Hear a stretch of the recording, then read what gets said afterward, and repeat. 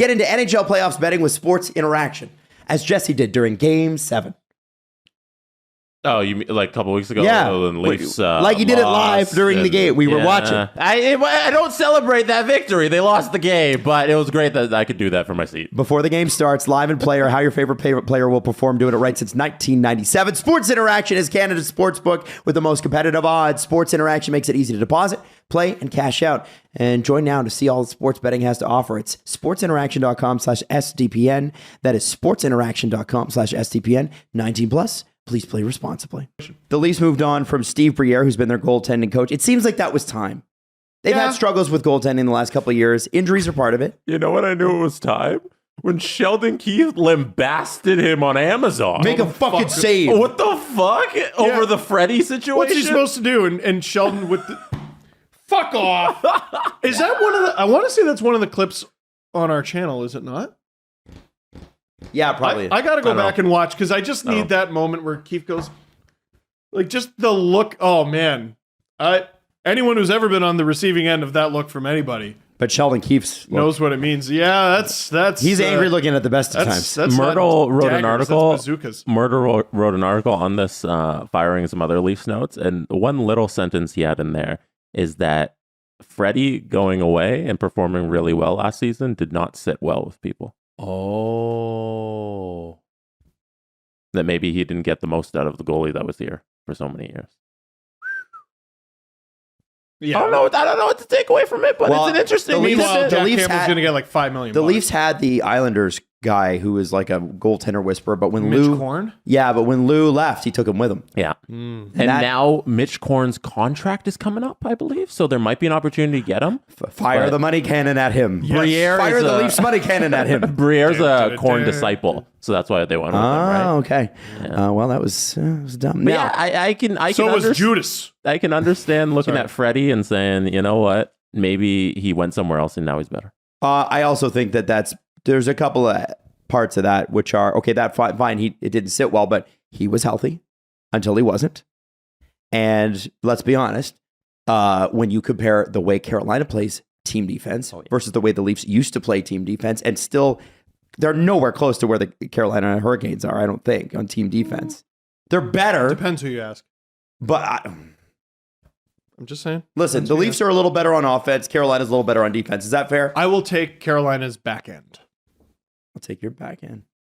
Anyway. God damn. So, no, but what I'm saying, you get what I'm saying here is that, a little team defense helps goaltenders out too. Yeah. And don't forget the Leafs won despite under 900 save percentage for 4 months out of the season. That's very true.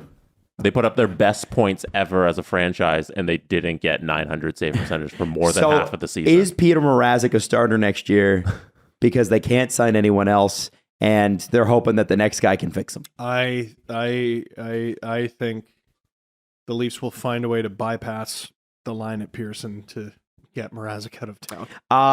Here are 4 trade targets that Frank Saravalli put together for the Leafs this summer. Number 1, JT Miller. Yep, he's been highly rumored. And the Canucks are trying to figure out what the heck to do with him because they've got, he's got a great deal. $5.25 million. He has 217 points in 202 games since Jim Benning traded for him. And I got to say, that's the best trade of Jim Benning's career. Man, and it was... And we were like, what the fuck at the time? Well, because the first round pick for a non-playoff team, it was weird. It was a weird deal, but holy shit, he's been great. Yeah. Now, would it have been better for the Canucks overall had they used that differently? Perhaps. Doesn't mean JT Miller's not a great player. Great player. It just means that Jim Benning never seemed to know that they were not a playoff team. Yeah. The other one that came up, and this has come up before, is John Gibson. Number 2 on this list. Come up many times. Now, he didn't have the best year, but Anaheim sucked. Yeah, I think it's very strange that people go, Gibson hasn't had a good year since... They stink. Watch an Anaheim Ducks game. They stink. They're terrible. They're not a good team. Zegras is cool. Oh, fun to watch. Sonny Milano, cool. Fun to watch because there's going to be goals. There's going to be goals and flippy shit and all sorts of fun stuff, but they're not a good hockey team. If you want goals and flippy shit, Ducks are your team. Absolutely. How about this? Ethan Bear. Oh. Interesting depth piece. And then here's one that is interesting. Philip Myers. Now, he was loaned to the Leafs on March 23rd, and he played really great. Sorry, loan to the Leafs, but he played for the Marlies, obviously. Right. Played great for them in the playoffs. But he gave him some good defense. But he makes $2.55 million. Oh. And would be a great buyout option for any team looking to clear cap space. So here's what happens. If you acquire him and buy him out, 25 years old, so it's a 1/3 buyout, not a 2/3 buyout, you will receive a $600,000 credit on next season's cap and then a $630,000 charge the following season. So assuming essentially... Why is that a thing? I don't understand that either, but that's what you get. Like that's what the Leafs did with Jared Cowan. Yeah. Why is that a thing? I don't understand it either, but that's what it is. Like, you get a guy like Brandon Pridham so that you can take advantage of loopholes like this. Why does that loophole exist? Why? I don't know. It's a loophole that encourages a buyout. Yeah. Who's for this? It's stupid. Rory Boylan for Sportsnet.ca. So that article I got from, I should credit them, Leafs Nation, Nick Barden. Wrote that about Frank Seravalli. Nick's having a great year. He's done some great work this year. So Rory Boylan from Steve's silly little network, Sportsnet, came up with an article for 6 potential goaltender ads for the Leafs and or Oilers. So when I say a name, I want you to say who's the better fit for the team. Is it Leafs or Oilers? So you guys have to say Leafs or Oilers. Okay, ready? Ville Husso. Leafs, because Jesse. And Jesse? Yeah, Leafs. I want a jersey. Okay. Do you think they keep Binner and they keep going with Binner? Yeah. Harder to trade. Yeah, I think the end of the playoffs proved that they got their guy. Yeah. Casey DeSmith. 26 games for the Pens this year. 2.79 goals against average, 914 save. Oilers. There's no way he leaves the Pens. Well, they got Jarry, but then they got Domingue, I guess.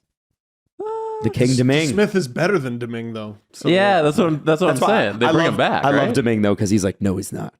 He's like just very confident man. They should trade him then. Totally. Yeah. You know? That's the guy. Domingue should be on this list, yeah. Yeah. Maybe well, DeSmith is, I believe he might be a free agent. Oh, yeah. I would say Oilers. Capo Kakinen. Oh, man. I've always been interested in him. I was surprised Seattle didn't go after him. Leafs, because I want him. Oilers. Yeah. Yeah. He only won 2 of 11 games in San Jose this year, but did post a .916 save percentage.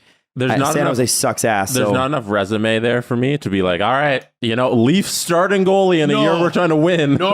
I don't want him to be starter. That's for sure. Okay, how about this one? Alex Nedeljkovic. If you remember, he had a good season in Carolina and stunk it up for Detroit. No, he was okay. He was okay. What just happened with the Detroit goalie? People! What did we just do? What did we just do? Peter Marazzi! He's several steps removed from Detroit goalie, but yeah. He's Detroit's fault. Yeah. He's Detroit's fault. He is. He's Detroit's fault. Carolina fans agree with me. Carolina fans. You know what? He's Detroit's fault. He's right. Carolina Detroit goallie? Oh. You're asking for curses. Oh, you're wrong. You're asking. So Oilers for Nedeljkovic. There's something about playing for both teams that ruins you. So here's the thing. He's got $3 million and then he's walking to UFA. He is a value add. No, he's could he not. bounce? Well, he's a value add at $3 million, I guess. 901 save percentage this year, not great. Eric Comrie. Ooh, tell me more. Mm-hmm. Well, he's 27. Group 6 UFA means he qualifies an unrestricted free agent as he didn't meet the games played threshold by 25. Like bunting. Yeah. He became a full-time backup in Winnipeg this season. 19 games, 920 save percentage, and a 258 goals against average. And obviously, Connor Hellebuck's the starter there forever. How many bathrooms? What's the square footage? Shut up. Fight him. Smack him. How dare you? Just smack him. I would like him because that would push Shelgren back down to the minors where he can be called up if you need, but that's not your starter. Mackenzie Blackwood. I feel like everybody's been trying to make Mackenzie Blackwood a thing, and it hasn't worked out. H92 save percentage and 399 goals against average for the atrocious Devils. Very, very interesting.